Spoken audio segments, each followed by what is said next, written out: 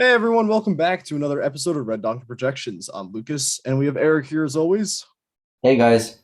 And we are back today for a Senate prediction that we haven't done in a very long time. We have lots of updates, and we're going to keep you updated on what we believe will happen. And with that being said, let's get right into it.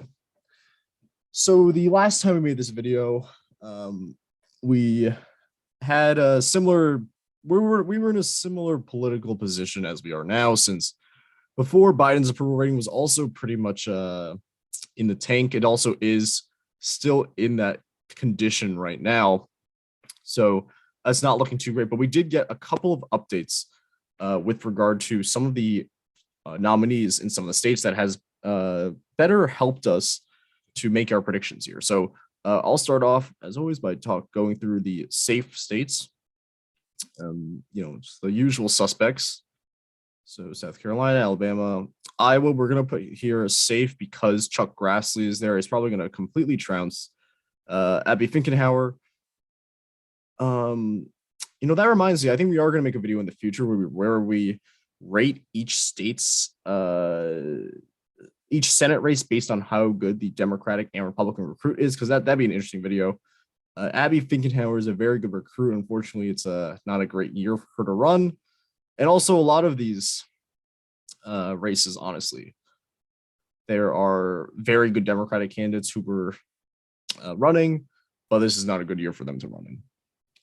So those are all the safe states.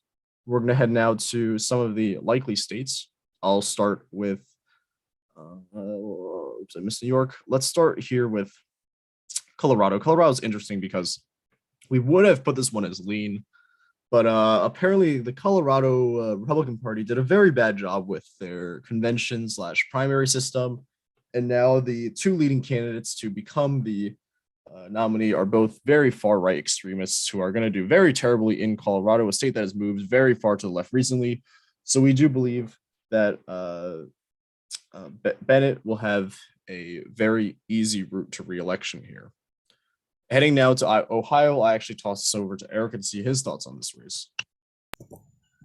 So as a lot of you know, a couple of weeks ago, the Ohio Republican Senate primary occurred, and J.D. Vance was the winner. He is an author, and I believe he was Trump endorsed because I think out of all three of them, he was a bit more moderate than the other Republican candidate that I'm blanking on his name, Josh Mandel, who Trump actually found was a bit too extreme. So here we have J.D. Vance, and on the Democratic side, we have Tim Ryan. Sorry, blanking out on all of my names. Tim Ryan, congressman here in Ohio. He objectively is a good candidate to run, and as Lucas explained, like in terms of fielding good candidates, there are a lot of good candidates up for election, and we're going to get to more states with like decent candidates for the Democratic Party to run. But the problem is that the current administration that we know is led, by Joe Biden, the Democrat, and right now technically Democrats have both House and the Senate, not by much, but still, Americans do not view America under their leadership favorable, so it's not gonna reflect well in races concerning the Democratic Party. And also considering Ohio is just more Republican trend in the recent years, also does not help Tim Ryan in this election. He's been campaigning really hard, but just because of the nature of Ohio in recent years, it's probably going to go in a likely, as Ohio has been for the past couple of years. Yeah, Eric, I completely agree with you here. I think that this is a likely D state. Now, let's head to the state of North Carolina. This would have been in play before, but because of the fact that North Carolina has been trending. I wouldn't say that. I would say that the environment is so poor for the current race right now that it's not looking great for Sherry Beasley. And we believed initially that the only way this race would have been possibly leaning towards the Democrats is if Pat McCrory was the nominee. He's a very bad candidate who actually lost to Roy Cooper in, I want to say 2016, I believe, when Trump won the state by 3 points, I believe. Now, the thing is, Republicans got lucky because they ended up nominating Ted Budd, who is perhaps the most generic Republican you can possibly get in this state. So we do believe that Ted Budd will end up winning this state by a likely margin. So Sherry Beasley got unlucky. Let's head now to Florida. Florida, we have Marco Rubio, who will likely be going against Val Demings. Again, this is a general pattern we're seeing again and again. Democrats are recruiting great candidates, but not in the right year. The political environment is not right for Democrats right now in the state of Florida, especially as well. Marco Rubio is a very good candidate with getting Latino voters, especially in a county like Miami-Dade County. In 2020, we of course saw Biden shockingly win the county by only 8 points when Hillary had won it by like 29 or something. I don't think that Val Demings will be able to pull off great numbers here in Miami-Dade, and as a result, she will not be able to carry the state, and Marco Rubio will end up pulling this off. So we have this one as likely Democratic. I believe that's it for the likelies. Let's head now to our lean states. So with our lean states, the first state we'll be going to is New Hampshire. I'm going to actually take New Hampshire. And to discuss New Hampshire, what's happening right now is the top tier candidates have chosen not to run from the Republican side. Kristen Sununu, Kelly Ayotte, and Scott Brown. All of them decided not to run for the Senate election. However, Chuck Morris is running, who is the Senate president right now in the state of New Hampshire. Chuck Morris is like a pretty generic R. He's like a mediocre candidate. He's basically like very, very common, like generic art. There's nothing special about him. Maggie Hassan is kind of also a generic D, honestly. So looking at like the polling numbers and everything, it's looking like to be a little bit tighter than what we were expecting initially. We initially had this race as like likely D if Sununu didn't run. But given New Hampshire's partisan lean, in addition to the fact that it's not going to be a great year for Democrats, we're going to give this state a likely D characterization. I'm going to now throw this over to Eric to do Wisconsin. Yes. So Wisconsin, it could have been a more competitive race if Ron Johnson was retiring, and he was really thinking about retiring, but I think Donald Trump pressured him into running for another term, which he agreed to. And now Ron Johnson is basically running uncontested for the Republican side. And on the Democratic side, there were quite a few interesting candidates that were involved in like the Wisconsin political process. I think one of them is Mandela Barnes, the lieutenant governor, and Sarah Godlewski, who was a state treasurer. And this primary is in August, so we still don't know who is going to be the nominee on the Democratic side. But whoever it is, because we're dealing with Ron Johnson in Wisconsin, despite him being quite controversial among news networks and just general public, he is just a kind of a veteran type of candidate in Wisconsin. Has been here ever since 2016, which he'd been through the whole Trump presidency, loyal to Trump, and it could work to his advantage in such a state. So it's probably going to be a lean or so.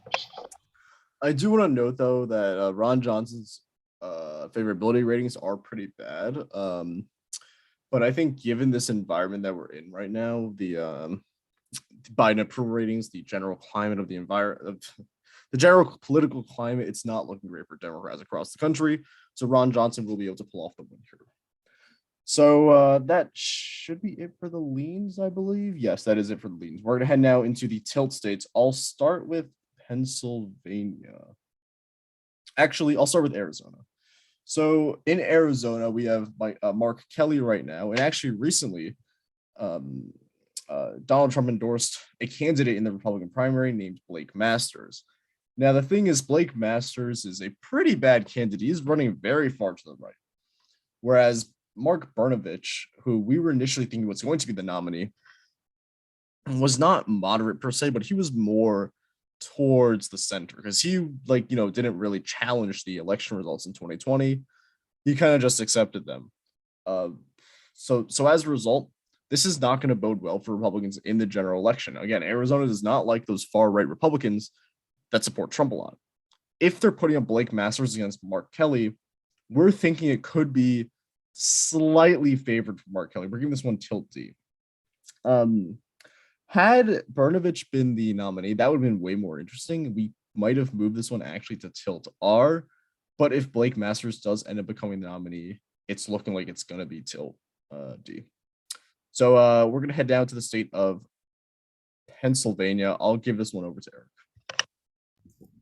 So recently, after a very highly contested Republican Senate primary, Dr. Oz or Mehmet Oz finally was deemed the winner. Which to note, we actually both predicted incorrectly. Yes.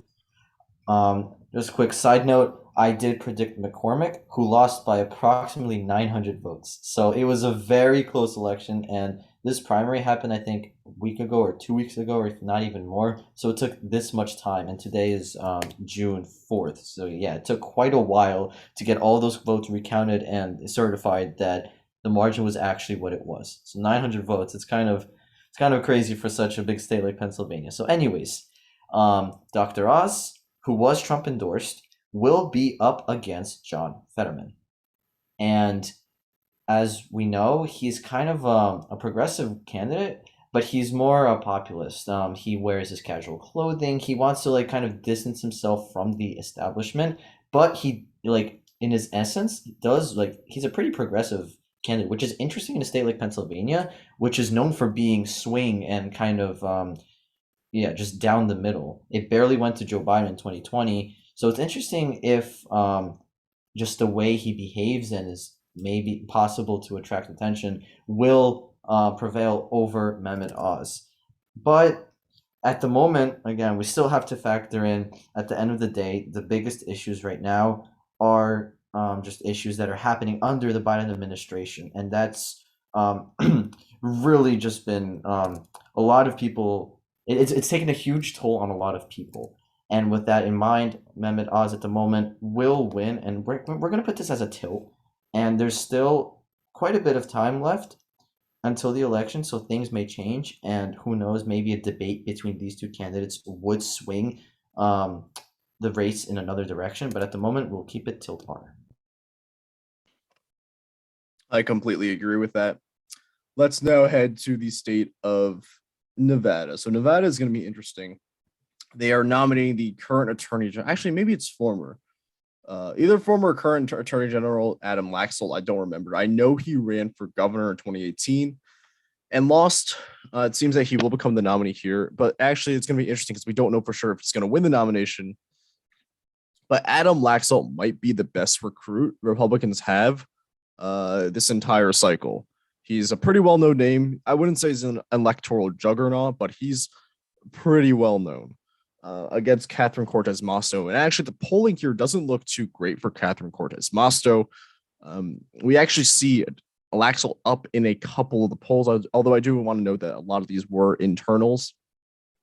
In the end, though, given Nevada's partisan lean and the fact that a big part of it is favored towards the Democrats, we're going to give this one for now a tilt for Catherine Cortez Masto. Nothing secure on this, though, because, again, the environment right now is not great for Democrats. This could end up flipping, but we're going to keep it as a tilt D for now. We're going to head now to Eric for Georgia, the final state. This is probably one of the toughest states at the moment to predict. Well, definitely on the top three. It can really go either way, and it's possible that if the Democratic candidates work together here, they can make a very powerful coalition, because we have seen unprecedented voting patterns in Georgia, such as in 2021. It's a little bit of a different time, as we keep saying time and time again, but let's break this down. On the Republican side, we have Herschel Walker, African-American Republican, who I think also was Trump endorsed.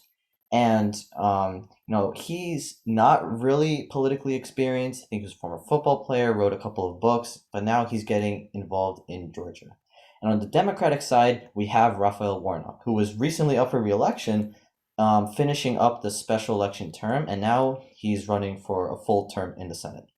And as we know, Raphael Warnock won very narrowly to Kelly Loeffler in 2021, and he's kind of subsided in the news.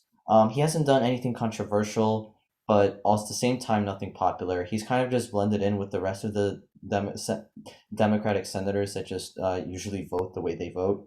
And now he's up for re-election, and it's going to be a really close race.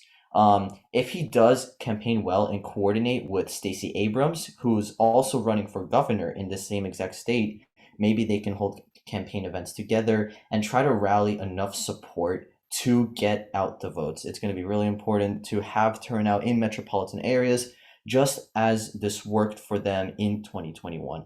But at the moment, we really don't know for sure. I don't even think I can call it at the moment. It's going to be a really close race, and we really have to see what Herschel Walker will have to say for himself also in public events, in debates. I'm sure he'll probably just reiterate what Donald Trump believes in.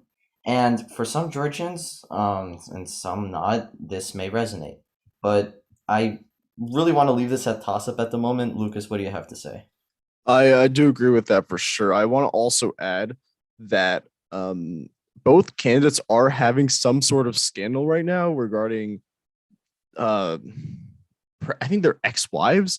Both of them have things going on with like uh, abuse charges, I believe. It's a very complicated matter. I believe this happened to Warnock as well when he first ran in 2020. And now we're seeing both Herschel Walker and Warnock having these same things again. We have yet to see yet what impact this could have on the election. But for right now, I do agree it's very, very close. Um, and honestly, Herschel Walker has said a lot of things that are very weird. Like his response to the Uvalde shooting was very confusing, and I don't think most people understood what he was trying to say. So it's going to be interesting to see what ends up happening here. So ultimately, we're going to keep this one as toss up for now, but we're going to keep our eye looking at it. And that marks the end of the video for today. Thank you all so much for watching. If you like this episode, please hit the like button. If you like our content, please hit subscribe. We'll see you in our next episode tomorrow. See ya.